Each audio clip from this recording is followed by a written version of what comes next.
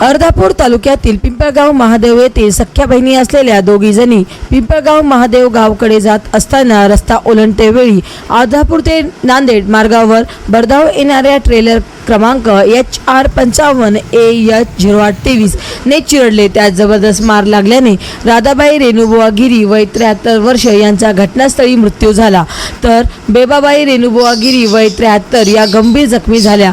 नांदेड येथील शासकीय रुग्णालयात उपचारासाठी दाखल करण्यात आले असून दोघी राहणार पिंपळगाव महादेव येथील आहेत। राधाबाई गिरी यांच्या पार्थिवावर अंत्यसंस्कार करण्यात आले।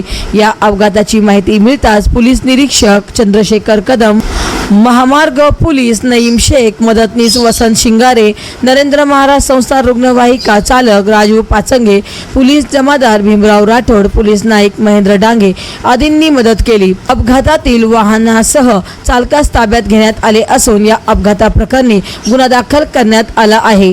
पुढील तपास पोलीस जमादार माधव पाटील हे करत आहेत। महाराष्ट्र वाईब न्यूज प्रतिनिधी सखाराम क्षीरसागर, अर्धापूर, जिल्हा नांदेड। पिंपळगाव पाठी येथे दोन स्त्रिया रोड क्रॉस करून जात असताना स्वतःचा ट्रक चित्तोडगड हैदराबाद जात असताना भरधाव वेगामध्ये धडक देऊन मृत्यूस कारणीभूत ठरला।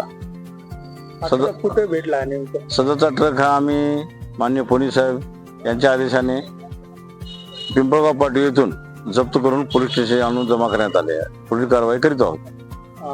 ट्रक चालकाला ताब्यात घेतले का? ट्रक चालक हा सरकारी दवाखाना आहे, ते ऍडमिट झालेला आहे। त्याला किरकोळ मार लागल्यामुळे ऍडमिट आहे।